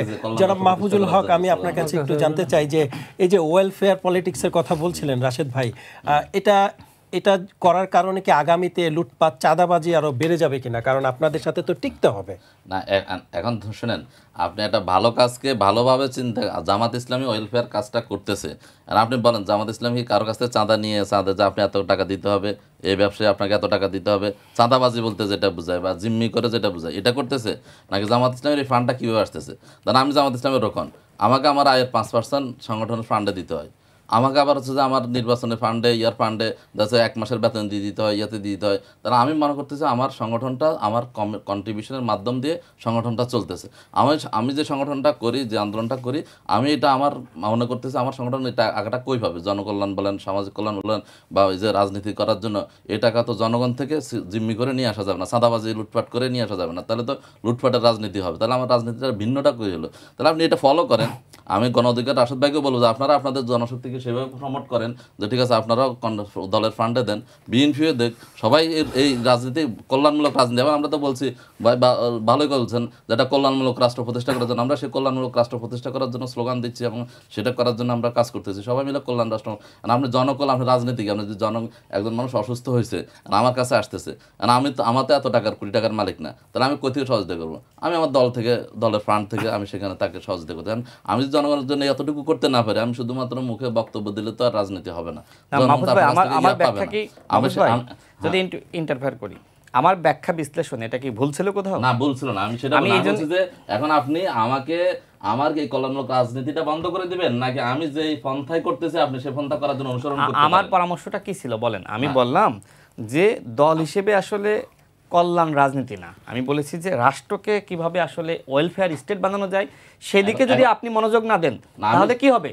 এখন মনে করেন যে একজন মানুষ অসুস্থ হয়েছে, একজন মানুষ বিপদে আছে, তো সে তো অভ্যাস হয়ে গেল সে জামাত ইসলামের কাছে আসবে, কারণ সে জানে যে দল হিসেবে জামাত ইসলাম এই ধরনের সহযোগিতা করে। কিন্তু ওই ব্যক্তির দায়িত্ব কি ছিল? এই রাষ্ট্রে এমন ধরনের ওয়েলফেয়ার মেকানিজম থাকবে যে ওই ব্যক্তি কোনো দলের কাছে যাবে না, কোনো নেতার কাছে যাবে না, বরং এই রাষ্ট্রের এই জায়গায় গেলে তিনি তার এই সমস্যাটা মেটাতে পারবেন। আমি সেটাই বলছি যে জামাত ইসলাম বা বিএনপি বা গণ অধিকার পরিষদ সবাই মিলে যদি এই কল্যাণ স্টেট আমরা গঠন করতে না পারি তাহলে তো আমাদের জন্য আসলে রাজনীতি করা কঠিন হয়ে যাবে। আমি সেটাই বলছি, আমি আপনার সাথে সেটাতে একমত, আমি কোনো দ্বিমত নাই। এর কাজগুলো যদি সরকার করতো তাহলে আমাদের করা লাগতো না, যেহেতু সরকার করতেছে না। বলছেন না যে সরকার কি বলতেছেন? আমরা সব সময় বলছি, আমরা আপনাদের এই যে আহত শহীদদের চিকিৎসা করার ব্যাপারে প্রথম থেকে আমাদের এটা দাবি ছিল, সরকার কাছে ছিল। সরকার যখন করে নাই তখন আপনি কি মানুষগুলো মারা যাবে, এই পরিবারগুলো কি না খেয়ে থাকবে, তখন আপনি আপনার দায়বদ্ধতার জায়গা আছে না? আমি আমার কল্যাণমূলক রাষ্ট্র কাজ রাস্তা আমি করতেছি, আমি কল্যাণমূলক রাষ্ট্র প্রতিষ্ঠা করতে চাই। আমি যখন এই দলগতভাবে, আমি ব্যক্তিগতভাবে করতেছি, দলগতভাবে করতেছি, যখন রাষ্ট্রে আমি ক্ষমতায় যাব, সরকার গঠন করব, তখন আমি এটা আরও বেশিভাবে করব। তখন আমার দলগতভাবে না করলেও হবে। যখন আপনার ওই ফাইন্যান্সিয়াল ওইরকম ফান্ড, জনকল্যাণমূলক বা সোশ্যাল ওয়েলফেয়ার ফান্ডটা যখন ওইভাবে হবে তখন এটা হবে। একটা বিষয় আমি একটু অ্যাড করে শেষ করি বাইরে, আমাদের হাবিব ভাই যে কথাটা বলছেন, আচ্ছা জামাত নাম চেঞ্জ করে কথা বলছে, মানে ছাত্র শিবির নামে করে নাই, পরে করছে। আচ্ছা আপনি একটা বলেন যে বিএনপির এই যে মির্জা ফখরুল ইসলাম আলমগীরকে যখন মিডিয়া জিজ্ঞেস করছিল যে আন্দোলনের সাথে আপনাদের অবস্থান কি, ছাত্র আন্দোলনের ব্যাপারে আপনার বলছে এটা ছাত্রদের আন্দোলনের সাথে আমরা কোনো সম্পৃক্ত নয়, আমাদের কোনো এটার সাথে কোনো না, এটা ছাত্ররা করবে। তো ওই সময় যদি উনি বলতো ওইখানে দাঁড়ায় যে হচ্ছে না আমি এটা রাজনীতিতে তারেক জিয়া হচ্ছে যে তারেক জানেন না, মানে তারেক জিয়া জানেন নাকি জুলাই নায়কের জুলাই বিপ্লবের নায়ক আপনি, তখন যদি বলতো যে না সব কিছু তারেক জিয়া করতেছে আমেরিকা থেকে সব কিছু করতেছে, তাহলে কি আন্দোলনটা হইতো কিনা? ওইখানে ওনারা রাজনীতি করলে সেটা হচ্ছে কোনো গুপ্ত রাজনীতি হয় না, কিন্তু শিবির করলে সেটা গুপ্ত রাজনীতি হয়ে যায়, সেটা ভিন্নভাবে ব্যাখ্যা হয়। কিন্তু ওই সময় তো ঠিকই আমাদের কি বলে গোলাম পারার বলছে না জাতিকে ছাত্রদের পাশে দাঁড়ানো উচিত, সেইভাবে আমরা আমাদের সন্তানদেরকে ছেড়ে দিতে পারি না। সেই সময় তো দায়িত্ব নিয়ে রিস্ক নিয়ে সেই কথাটা বলছে, জানা যে এটা পরিণতিটা কি হবে। কিন্তু জি, আপনার কথা শেষ না হলে এটা আমি এটা বলছি। আর হচ্ছে অনেকগুলো বিষয় আসছে, এগুলো আমরা এই মানে হয়তো এখন না পরে বলতে পারি। ধন্যবাদ আপনাকে। তাহলে জনাব হাবিবুর রহমান, হাবিব আপনি তো শুনছিলেন, কিছু একটা বলতেও চাচ্ছিলেন, প্লিজ। বলতে চাচ্ছি এটা আমার ভাই যে কথাটা বললেন ঢাকা বিশ্ববিদ্যালয়ের নির্বাচনের কথা, ঢাকা বিশ্ববিদ্যালয়ে কি 11,000 বা কি 14,000 বা 10,000 ছাত্র শিবিরের কর্মী কি আছে? ছিল না? সেটা নাই, সাধারণ ছাত্র আছে না? ওই তো আপনি আকর্ষণটা ওই জায়গায় যেমন শিবিরের নাম উচ্চারণ না করে পরিচয় আত্মগোপন করে ছাত্রকে মিছিলে গিয়েছে, ঠিক তেমনিভাবে ছাত্র শিবির ছাত্রদল নিজস্ব নামে মিছিল করে, যেমন বিনিয়ামিন মোল্লা অনেক ভূমিকা ছিল তাকে, যেভাবে তার নির্যাতন করেন। আমি আরও একই জেলে ছিলাম, একই বিল্ডিংয়ে ছিলাম, সবাইকে ফোন করতে দিত, ওকে ফোন করতে দিত না। পরে আমি সুবারকে বলে তারপর ওকে ফোন করার ব্যবস্থা করে দিলাম। এই অত্যাচার সহ্য করেছে, কিন্তু তাকে তো ঢাকা বিশ্ববিদ্যালয়ের ছাত্র তাকে ভোট ইন্ডিভিজুয়াল আমাদের ভোট দেওয়া হচ্ছিল।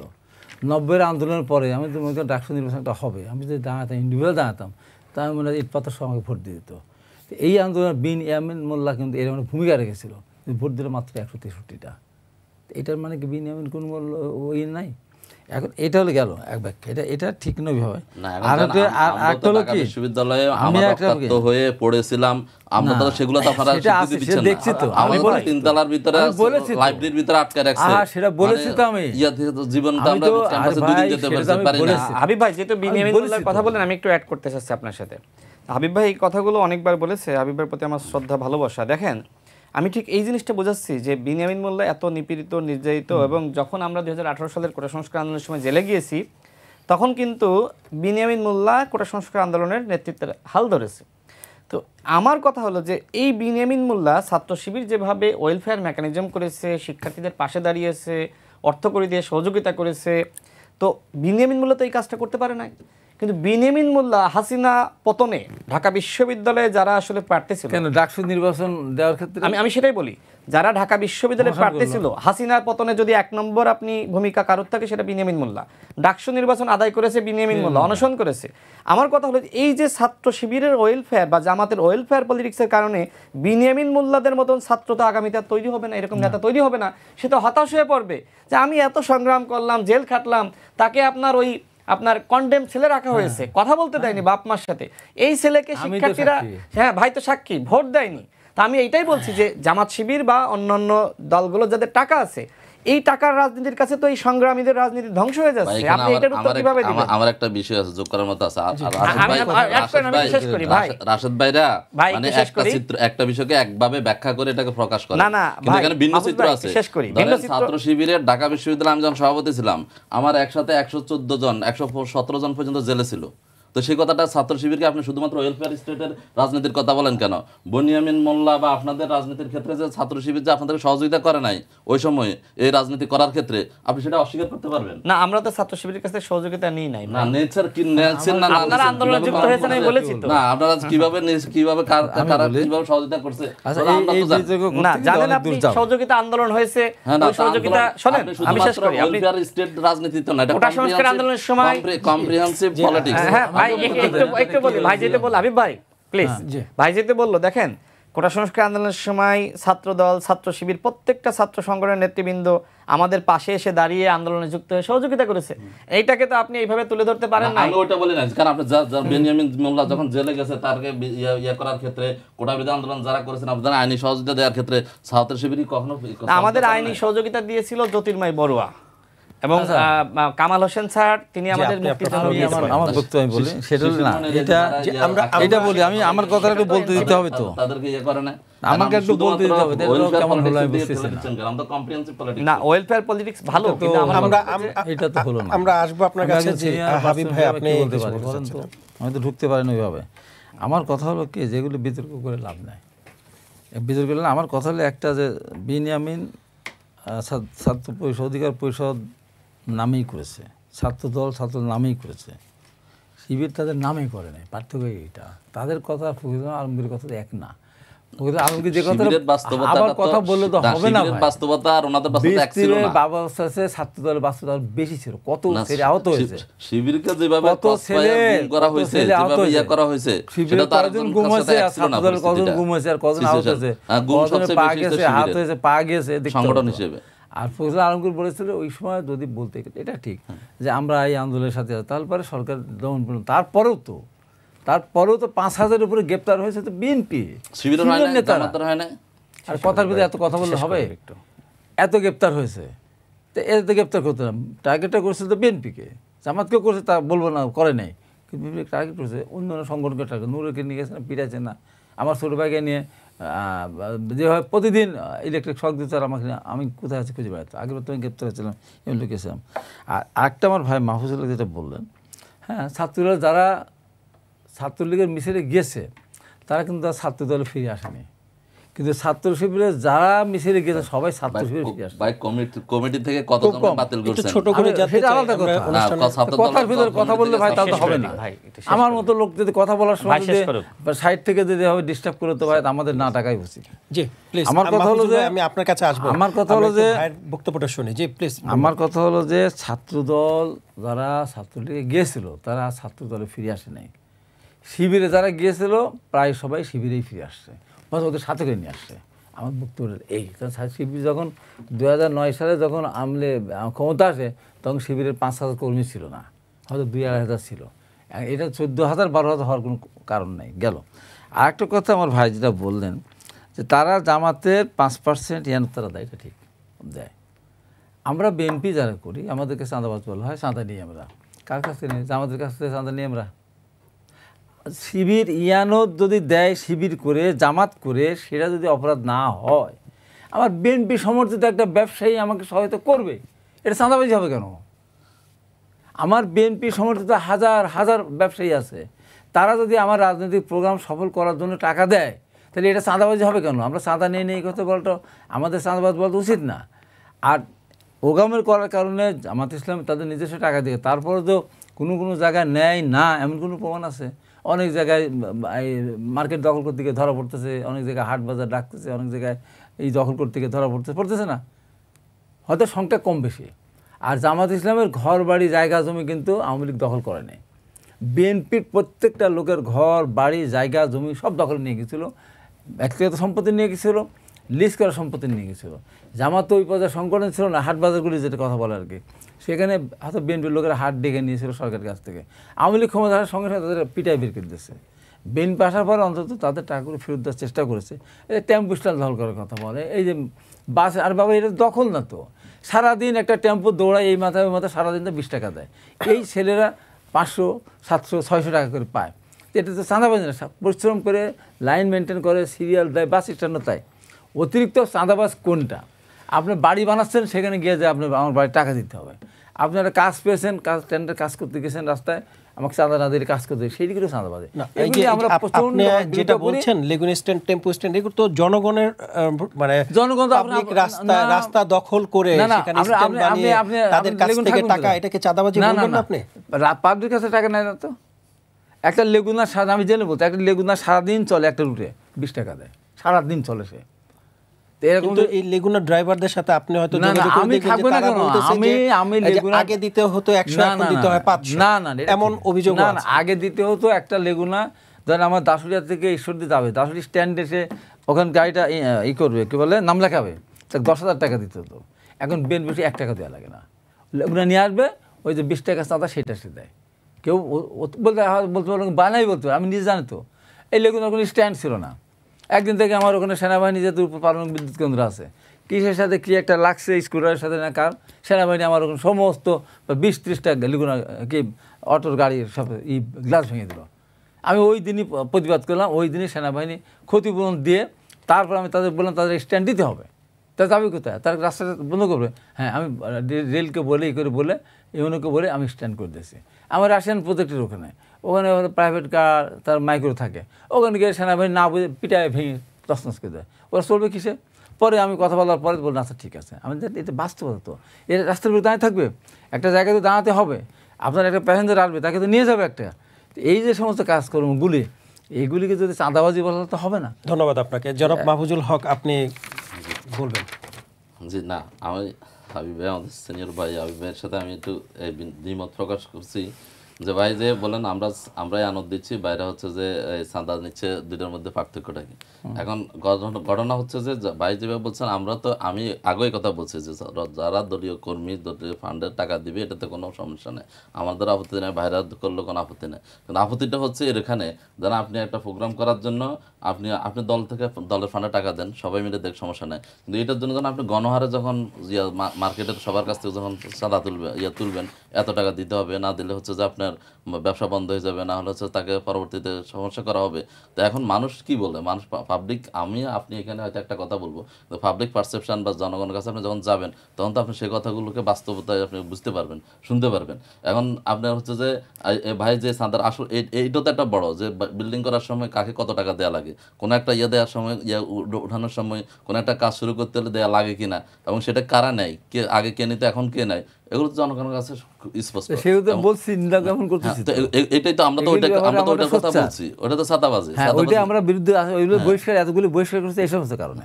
না বহিষ্কার হচ্ছে, কিন্তু বহিষ্কারের পরে পদ স্থগিত করার পরে আবার নমিনেশনও পাচ্ছে, এরপর নির্বাচন করতেছে, এরকম তো এখন এটা তো আসলে কি মেসেজ যাচ্ছে দল থেকে সরাসরি দেওয়া কি হচ্ছে, মেসেজ শাস্তি। যাচ্ছে? এটা তো মেসেজটা তো মানে আপনি বহিষ্কার করলেন, পদ স্থগিত করলেন, কিন্তু তার অতীতটা দেখবেন না, নমিনেশনও পাইলেন। তো তাহলে এই না না এটার মধ্যে 200-300 মামলা খেয়েছে, জেল গেট থেকে মেসেজ পাচ্ছে? একটা মেসেজ দিচ্ছে তো নীরবকে কতবার জেল গেট থেকে অ্যারেস্ট করছে তা কি জানেন?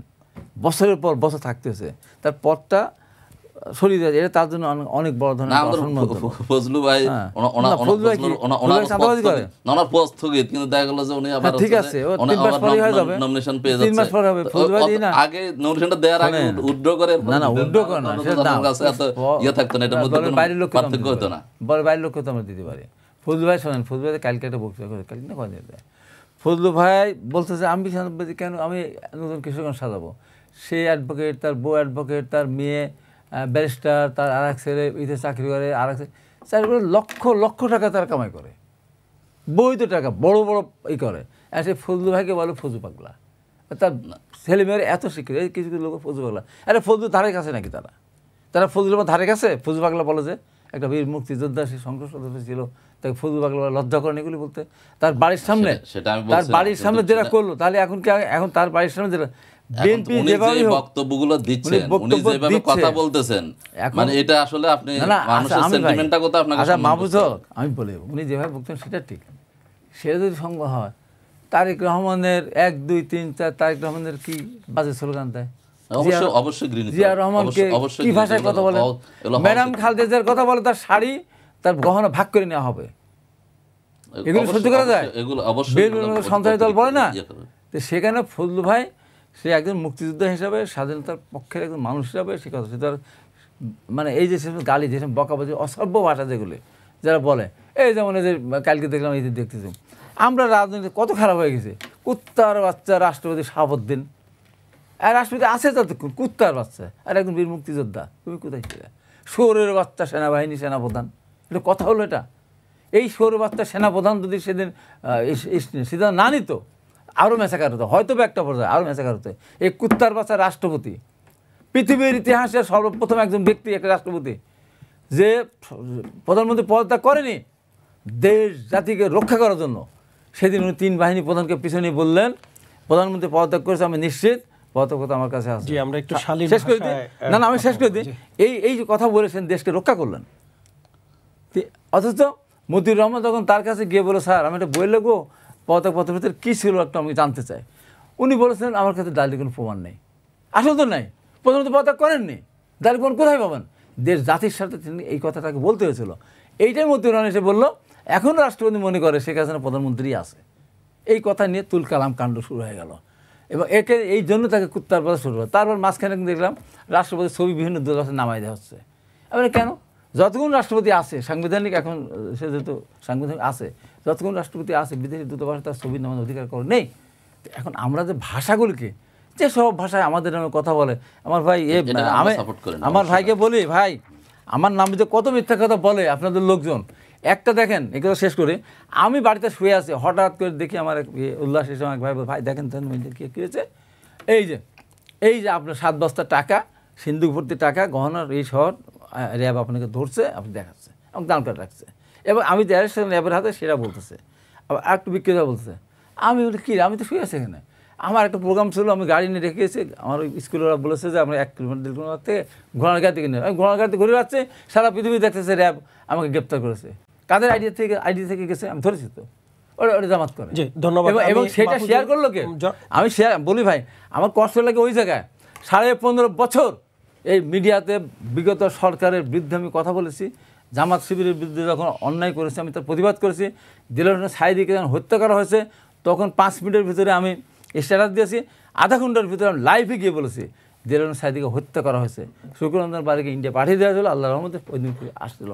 আমি সেই কথা বলেছি, এবং আমি বলেছি আপনার লক্ষ লক্ষ মানুষ জমায়েত হন, দিলরুন সাঈদীর অধিকার আছে দক্ষিণ প্লাজা জানাজা ছাড়া যেতে দেবেন না লোক, আমি কিন্তু বলেছি, এবং বলেছে হত্যা করা হয়েছে ওই সময় আওয়ামী লীগ ক্ষমতায়।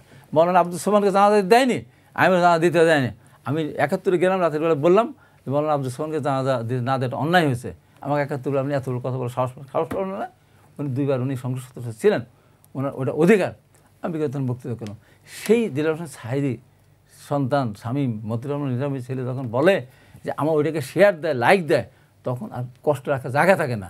এটা যাচাই বাছাই এত মহা মিথ্যা একটা জিনিস। আমি কোনোদিন বলিনি যে শিবিরে জানিবাল্লা ভোট দিলে হাত পা ভেঙে দেওয়া হবে, জিব্বা কেটে দেওয়া হবে। আমি কোনোদিনও বলিনি যে ধানের শীষে ভোট না দিলে কেউ সুস্থ হয়ে বাড়ি ফিরে আসতে পারে না। আমি আমার কর্মীদেরকে বলেছি, কোনো নেতা যদি ধানের শীষে ভোট না দিতে পারে, নৌকাতনে দাঁড়িপাল্লা ভোট দিতে বলে, সেই নেতা কিন্তু কর্মীদের কাছ থেকে বাড়ি ফিরে আসতে পারবে না সুস্থ। আমি যদি বলি আমাকেও ছাড়বে না। এত কষ্ট, হাত নাই, পা নাই, বুকের মাছ ধরে নিয়েছে, বাড়ি নেই, ঘর নাই, এলাকায় থাকতে পারে নাই, সেই মুহূর্তে যদি বিএনপির কোনো নেতা বলে যে ধানের শীষে ভোট দিও না, সে কিন্তু সুস্থ থাকতে পারে না। সেটাকে অনেক বানালো। আমার ওখানে এখন ধর আমি তো সত্য কথা স্বীকার করতে, আমার ওখানে একটা ছেলে আছে, তার ওরকম কোনো ইয়েও নাই, আমি মিছিল করতেছে, মানি না, এটা এখনো চূড়ান্ত সিদ্ধান্ত না, আমি হাসতেছি, ঠিক আছে করো, দাও, যদি সিদ্ধান্ত নেয় আমাকে পরিবর্তন করে দিবে। কিন্তু অশালীন ভাষা ব্যবহার করা কারোর জন্যই শালীন না। আমরা ভুলাই বিপ্লবের পর কী পেলাম? এইটা জিনিস পেলাম আমরা, কুত্তার বাচ্চা, শুয়োরের বাচ্চা, জানোয়ার বাচ্চা, এইটা সেটা ভরে দেবো, পিঠে মারো, 30 তারিখ কাওয়া, তারিখ না হাওয়া, এই যে কথাবার্তা, এইটার জন্য কি শহীদের রক্ত দিয়েছে? এইটার জন্য কি এখনও 20-30 হাজার ছেলে মেয়ে এখন কি কাতরাচ্ছে এখনও? তা আমি বলি, আমরা জুলাই বিপ্লবের সাথে যারা ছিলাম তাদের ভিতরে যদি ঐক্য না থাকে, আমি নিশ্চিতভাবে এখানে বলে যাচ্ছে, ফেব্রুয়ারিতে যদি নির্বাচন না হয়, যার কারণেই হোক না কেন, এই সরকার ক্ষমতা থাকবে না, সরকার পরিবর্তন হবে। আমরা যারা জুলাই বিপ্লবে ছিলাম, আমাদের কারোর পিঠে চামড়া থাকবে না। জি, ধন্যবাদ আপনাকে জনাব মাহফুজুল হক। জনাব রাশেদ খান, আমি আপনার কাছে আসার আগে একটু 1 মিনিট সময় দিতে চাই। মাহফুজুল হক একটু বলবেন 1 মিনিটে, যদি কিছু বলা থাকে। জি, আমি ঠিক আছে, আমি ভাইয়ের সাথে এটার সাথে একমত। আমরাও চাই যে রাজনীতিতে শালীনতা থাকুক, ভদ্রতা থাকুক, নম্রতা থাকুক। যারা এই যে হাবিব ভাইরা অনেকদিন দীর্ঘদিন রাজনীতি করছে, আমি ক্লাস 4 থেকে শিবির করি, মানে স্কুল সভাপতি ছিলাম, কলেজ সভাপতি ছিলাম, ঢাকা ইউনিভার্সিটি সভাপতি ছিলাম, কেন্দ্রীয় সাহিত্য সম্পাদক অফিস সম্পাদক ছিলাম। তো এখন হঠাৎ করে তো মানে অনেকেই অনেক কিছু হয়ে গেছে, অনেক বড় কিছু, তাদের কাছে অন্যদের মর্যাদা নেয়, গুরুত্ব নেয়, সেটা অবশ্য হওয়া উচিত না। সম্মান থাকা উচিত, মর্যাদা থাকা উচিত। এবং আমি প্রথম থেকে একটা কথা বলি, জামাত এবং বিএনপির সাথে যে সম্পর্ক, আমরা সবসময় যে জোটে থাকবো, ইয়েতে থাকবো, এটা না। কিন্তু আপনি মানুষের কাছে যাবেন, জনগণ ভোট দিবে, যে বিজয় হয় সে ইয়ে করবে, বাকিরা সহযোগিতা করবে, আবার যাবে, এইটা এর মাধ্যম দিয়ে তো সুস্থ ধারা রাজনীতির চর্চা শুরু হবে। কিন্তু সেটা আমাদের যেমন দুর্বলতা থাকতে পারে, আমাদের অনেক আবেগী জনশক্তি আছে, আছে যারা কমান্ড সিস্টেম মানে না। আবার হচ্ছে এমনও তো আছে যে আবার ধরেন আপনার যারা কথা বলেন যে 71 সালের মুক্তিযুদ্ধ, এটা সেটা রাজাকার জামাত নিষিদ্ধ করা উচিত, জঙ্গিবাদ, এই সে, তখন ওই কথা তো আবার জনশক্তি আপনাকে তখন পাল্টা আক্রমণ করে। তাহলে এখন এটা আসলে সবার পক্ষ থেকে সেই সহমত বা সহনশীলতা বা পারস্পরিক শ্রদ্ধাবোধের সে রাজনীতিটা থাকা উচিত। আবার ভাইদের অনেকে, যে ভাই বলছেন যে অনেকে জমি জমা দখল করে নিয়েছে, ইয়ে করছে, আর আমার কথা হচ্ছে ভাইরাও অবশ্যই নির্যাতিত হয়েছেন, বড় দল হিসেবে জনশক্তি বেশি, বেশি, কিন্তু অনেক আমাদের কম। তার মধ্যে আমরা যে পরিমাণ হয়েছি, আমাদের যে নেতৃবৃন্দ ফাঁসিতে ঝুললো, এত লোকগুলো গুম হইলো, এই যে সাতক্ষীরাতে বুলডোজার দিয়ে আমাদের নেতৃবৃন্দের বাড়ি ঘর কীভাবে দেওয়া হলো। আমি সাতক্ষীরাতে একটা সফরে গেছি, 1 রাতের ভিতরে তিনবার আমাকে বাড়ি চেঞ্জ করতে হয়েছে। আমি শুয়েছি, বাজে ঘেরাও করে ফেলছে, সেখান থেকে আবার দিয়ে আমি এবার 3বার এক রাতের মধ্যে করছে। আমার ওখানে একজন নেতা গেছে, তাকে ধরে গুলি করে দিছে, এখনও সে পঙ্গু হয়ে আছে। শহর সেক্রেটারিকে গুলি করে শহীদ করে, আমিনুল ইসলামকে শহীদ করে ফেলছে। আমাদের ঝিনাইদহে আনার যে মারা গেল, সেখানে 32 জনকে ক্রসফায়ার দিয়েছে 1 বছরের মধ্যে। তাহলে এইভাবে তো এক একটা এলাকাকে, জামাতের অধ্যুষিত এলাকাগুলোকে মৃত্যুপুরীতে পরিণত করেছে। তো তাহলে জামাত শিবিরের যে অবদান, আমরা যদি সেটাকে যদি স্বীকৃতি না দেই, বা জুলাই বিপ্লবের ক্ষেত্রে জামাত ছাত্র শিবির যে ভূমিকা রেখেছে, এখন আমরা যে জন্য নতুন বাংলাদেশ পেলাম, সবাই রাজনীতি করতেছি, সবাই সরকার গঠন করবো, কিন্তু আমি সেটাকে যদি স্বীকৃতি না দিয়ে আমাদের দুর্বলতার পয়েন্টগুলোকে আমি দূর করার জন্য আমার কর্মসূচি পরিবর্তন না করে, আমি যদি শুধুমাত্র শিবিরকে গুপ্ত, ওইটা ছাত্রলীগ, এটা সেটা বলি, ছাত্র শিবির সাদিক কাইম যে ভূমিকা রেখেছে, আমি তো ঢাকা শহরের সাবেক সভাপতি, শাহবাগ থানা আমির হিসেবে আমরা তো কোঅর্ডিনেট করেছি আন্দোলন টোটালটা। এবং 3 তারিখও আমার বাসা পুরোটা যৌথ বাহিনী ঘেরাও করে, আমার সন্তান সর্বমা মা, আমি তো মাকে রেখে আমি সেদিন এই কারফিউ ভাঙ্গে প্রথম মিছিল নিয়ে শাহবাগ মোড়ে এসে দাঁড়িয়েছি। তখন আমার মা সামনে দাঁড়িয়েছে, আমি বলছি যে না মা, আমাকে আজকে যেতে হবে। তাহলে আমরা যদি সেদিন সেই ভূমিকা না রাখতাম, তাহলে আজকে বাংলাদেশ এভাবে হইতো না, আমরা কথা বলতে পারতাম না, এরা আসতে পারতাম না। তাহলে সেই জায়গাটাকে যদি আপনি স্বীকৃতি না দেন, আপনি যদি সেটাকে ভিন্নভাবে চিত্রিত করার চেষ্টা করেন, যে সব ক্রেডিট নেওয়ার চেষ্টা করেন, যার যেটা প্রাপ্য সেটা যদি না দেন, তাহলে তো রাজনীতি হবে না। ধন্যবাদ আপনাকে। জনাব রাশেদ খান, একটু আসতে চাই আপনার কাছে। নতুন বাংলাদেশের জন্য তো অনেক আন্দোলন করেছেন, রাজপথে আপনারা নেমেছেন, হাবিব ভাইয়ের কথা শুনলেন এবং মাহফুজুল হক ভাইয়ের কথাও শুনলেন। কতটুকু নতুন বাংলাদেশ পেলেন আপনারা, একটু জানতে চাই, এবং আমরা অনুষ্ঠানের শেষ পর্যায়ে চলে এসেছি। জি, ধন্যবাদ। দেখেন, যে আন্দোলনের মাধ্যমে শেখ হাসিনার পতন হলো, এই আন্দোলন তো আমরাই করেছি। কিন্তু আপনি যদি খেয়াল করেন তাহলে দেখবেন যে আমরা কিন্তু এই আন্দোলনের সুবিধাভোগী না। এখন গণ অভ্যুত্থানের পরে বিশেষ করে যারা বড় দল, বড় সংগঠন, জনশক্তি আছে, তারাই কিন্তু এটা সুবিধাটা আসলে ভোগ করতেছে। তো আমি ওই বিনিয়ামিন মোল্লার কথাই বলবো যে যারা সবসময় প্রকৃতপক্ষে ত্যাগ করে তারা আসলে ভোগ করতে পারে না, আর যারা আসলে ভোগ করে এরা প্রকৃতপক্ষে আসলে ত্যাগ করে না। এই বাস্তবতা আমাদের মেনে নিতে হবে। যে কারণে আমার মধ্যে আসলে আফসোস নাই। আমার জীবনের সবথেকে বড় অর্জন হলো যে কোটা সংস্কার আন্দোলন করতে গিয়ে আমি টানা 15 দিন রিমান্ডের নির্যাতনের শিকার হয়েছি এবং অতিরিক্ত আরও 3 দিন, ওই সময়কার বাস্তবতায় মনে হয় এতদিন রিমান্ড একটা না কারোর হয়নি। আমি টানা 18 দিন পুলিশের রিমান্ডের নির্যাতনের শিকার হয়েছি। তারপরেও আবার জেল থেকে বের হয়ে কিন্তু আমি ঘরে ফিরে যাই না যতক্ষণ না পর্যন্ত আন্দোলন সফল হয়েছে। দেখেন, জেল গেট থেকে আমি বাসায় যাওয়ার কথা ছিল, বাসায় না গিয়ে ঢাকা বিশ্ববিদ্যালয়ে গিয়েছি। অর্থাৎ ত্যাগ কিন্তু আমাদের কম নাই, কিন্তু আমরা সেই ত্যাগগুলো আসলে জাহির করি না। বা এনিহাও যেটা হোক না কেন, অন্তর্বর্তীকালীন সরকারের আমলে গণ অধিকার পরিষদকে সব থেকে বেশি কণ্ঠাসা করা হয়েছে, বঞ্চিত করা হয়েছে। এবং আমার কাছে মনে হয় যে এই সরকারের কাছে আমাদের যে ধরনের প্রত্যাশা ছিল যে সরকার আসলে বৈষম্য দূর করবে, আজকে জামাত বিএনপির মধ্যে যে মুখোমুখি অবস্থান আমরা লক্ষ্য করছি, জামাত বিএনপি তো একসাথে নির্বাচন করেছে, দেশ চালিয়েছে, তাদের ভিতর বন্ধুত্ব ছিল। এমনকি আমি নিজেও জানি এই জুলাই গণ অভ্যুত্থানের সময় কিন্তু তাদের পারস্পরিক যোগাযোগ ছিল, যেটা আমার নিজের এটা আসলে অবজারভেশন করার সুযোগ ছিল। তো হাবিব ভাই যেটি বললেন যে লেগুনা বা টেম্পো স্ট্যান্ড বা বিভিন্ন জায়গার কথা, তো আমার কথা হলো যে এইভাবে আর কতদিন? এটা তো ম্যানেজমেন্ট লাগবে। এখন দায় টাকা সরকারের। এখন সরকার কেন এটার জন্য আসলে সুষ্ঠু ব্যবস্থাপনা করে না? হ্যাঁ, লেগুনা চলার জন্য তো স্ট্যান্ড লাগবে, বাসের জন্য তো স্ট্যান্ড লাগবে না? তো এইখানে তো আসলে সরকারিভাবে ম্যানেজমেন্ট করা দরকার। সরকার এটা ম্যানেজমেন্ট করে না। মূল সমস্যা আসলে এইখানে। এই জন্য যেটি হয় যে আপনার যখন যে দল ক্ষমতায় আসে সেই দলের কর্মীরা এটা ম্যানেজমেন্ট করার জন্য যায়। বিশৃঙ্খলা কিন্তু এইভাবে তৈরি হয়। তার মানে যে সরকারে আসে, বিশেষ করে আগামীতে যদি আপনার যে দলই ক্ষমতায় আসুক না কেন, এই সরকার যেহেতু ব্যর্থ হয়েছে, সেই সরকার করে দেখাক যে না, এইভাবে আমার দলের কর্মী দিয়ে এটা দরকার নেই, বরং এইটা আমি সরকারিভাবে ব্যবস্থাপনা করি। দলের কর্মীকে যদি নিয়োগ দিতে হয় আমি নিয়োগ দিই, সে বেতনভুক্ত, সে কেন প্রতিদিন 20 টাকা নিবে, তাকে আমি মাসে প্রয়োজনে 10,000 টাকা দিই, তাই না? একই তো কথা। একটা জিনিস নেগেটিভভাবে মানুষের কাছে যাচ্ছে, আর ওই জিনিসটাকে আমি পজিটিভভাবে করি। আমার কাছে মনে হয় এই ধরনের ব্যবস্থাপনা দরকার। এই ধরনের ব্যবস্থাপনার জন্য আমাদের রাজনীতিবিদদের চরিত্র পরিবর্তন দরকার। জি, ধন্যবাদ আপনাকে যে আমাদের রাজনীতিবিদদের একটা সেন্টেন্স আমি বলি। যে আমি একটা সেন্টেন্সে বলি, একটু দ্রুত বলুন। মানে সেটা হলো যে আমার ভাই যেটা বললেন, আমি বলি যে আমরা কিন্তু জামাতের বিরুদ্ধে প্রথমেই আমরা মুখ তুলে করি নাই। আমাদেরকে যখন বলা হয়েছে চাঁদাবাজ, আমাদেরকে যখন বলা হয়েছে উদ্দেশ্য করে এক ডাকাতকে তাড়িয়েছি, আরেক দল ডাকাতি শুরু করেছে, এবং বলা হয়েছে বিএনপিকে মাফ চাইতে হবে, দেশ ছেড়ে যেতে হবে। কালকে একটা স্লোগান দিলাম, গণভোট না আলু, তারেক রহমানকে উদ্দেশ্য করে। মানে এই সমস্ত বিচ্ছিরি ভাষা আমরা কিন্তু এখন বলি না। আমরা 71-এর ভাষাটা আমরা বলি, যে 71-এ যেটা জামাত ইসলাম, আমি নতুন করে আবার সময় এই সুযোগ দিলেন, ওনার বলা দরকার ছিল এই সময়। আমরা 71-এর মুক্তিতে যাইনি, আমরা এক পাকিস্তান রাখতে চেয়েছিলাম, এটা বড় বিশেষ কিছু না। ভুলে গেছে। এইটা নিয়ে আসার পরে স্বাভাবিকভাবেই পাল্টা একটা বলবে, তাহলে আওয়ামী লীগ 1,500 মানুষকে বা 2,000 মানুষকে হত্যা করার দায়ে, 20-25,000 মানুষকে আহত করার দায়ে আওয়ামী লীগ হতে পারে, তাহলে 71-এর দায় যদি জামাত নিয়েই থাকে, বুদ্ধিজীবী হত্যা, সেখানে বলতেই পারে। ধন্যবাদ আপনাকে। পাল্টা প্রশ্ন আসে, আমরা জামাতের বিরুদ্ধে কোনো বলতে জানি, এই কারণে আমাদের বলার দরকার নেই। আমাদের বলার তো জামাত এখনো শুধু কিন্তু যায় না। ধন্যবাদ আপনাদেরকে, আপনাদের মূল্যবান সময় দেওয়ার জন্য অসংখ্য ধন্যবাদ। কালের কণ্ঠের পক্ষ থেকে শুভেচ্ছা জানবেন।